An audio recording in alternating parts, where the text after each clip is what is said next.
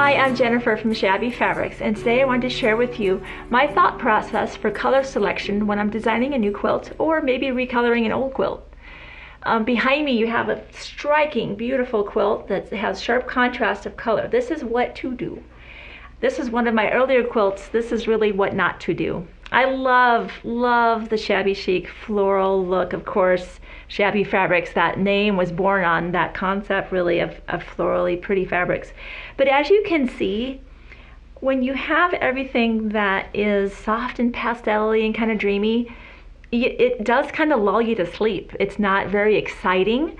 And so while the quilt is attractive and pretty, it doesn't have that punch and excitement that really good color sense gives you. So this is what probably not to do, and let's talk about what to do. The quilt behind me is called Black Beauty, and the fabric that inspired me to make the quilt, of course, was this main floral. And that's step number one for me. Find an inspiration fabric, and usually that starts with the main print. It isn't always a floral. In this particular case it's not, but in this quilt it was, and from that everything else came from that main fabric. So I encourage you, if you are planning to design a new quilt or take an existing pattern and recolor it, find that fabric that you just love and then start there and build on that by studying the colors within that fabric. Now let's look at this Wild Rose fabric. Maywood Studio made this fabric. I loved it. They printed it for years. It is now out of print, but still it's a great fabric to be inspired by, to learn a good color sense. So in the main floral, of course, we have the roses. And the roses have everything from white to light pink, a mid pink, even into almost a wine. And so for that reason, I wanted to pull those out again. And that's why these alternating blocks had those colors. And of course, that deep black needed to be in there as well to create the necessary contrast. This fabric was also brought back as the outer border because why choose something else at this point? So that's another rule of thumb I typically do, is if I have a great inspiration fabric that would look good on the border, I use that fabric in the border. Let's look at some other quilts that are on the table. Sometimes you're in love with your one color. I was with this quilt. These fabrics were from Fabric Freedom, and I was absolutely in love with all of these beautiful purples. Let's look at that quilt a little more closely. And initially I thought there's no way all these purple fabrics could be in one quilt.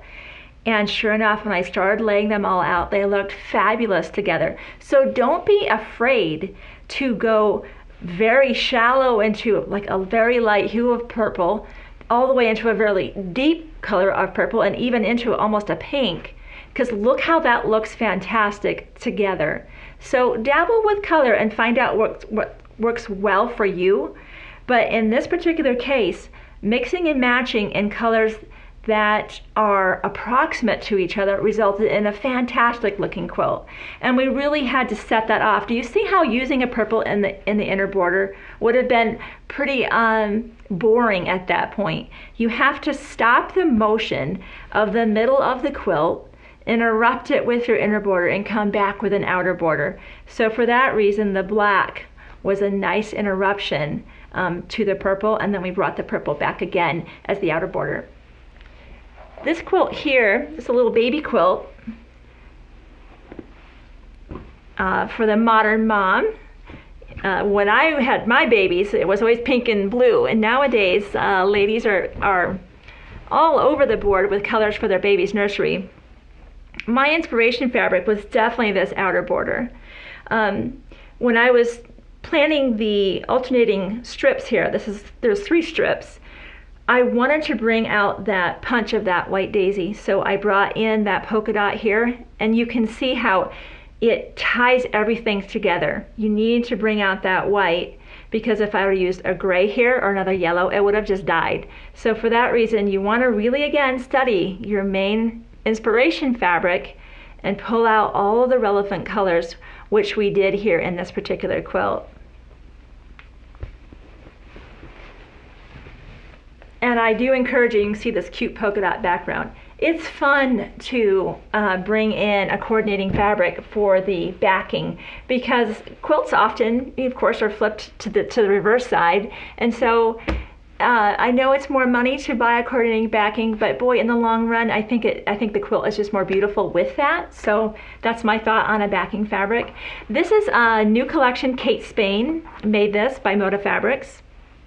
And normally I'm a florally girl, as you know about me already, but I was inspired by these fabrics that Kate made, and this was really my inspiration fabric.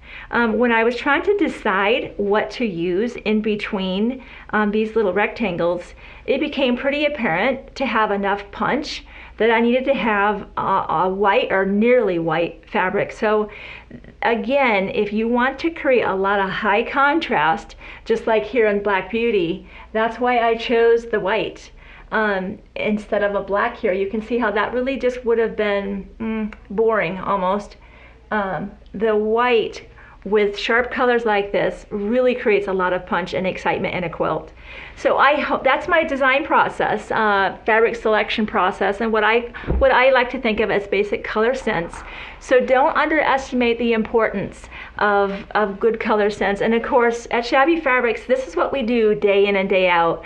If you don't have real good color sense, and even after watching this video, you're like, no, I just want you to put it all together for me, that's what we do here. So we have a beautiful selection of already put together kits for you that of course are available online too 24/7. Thanks so much. I hope this has been helpful.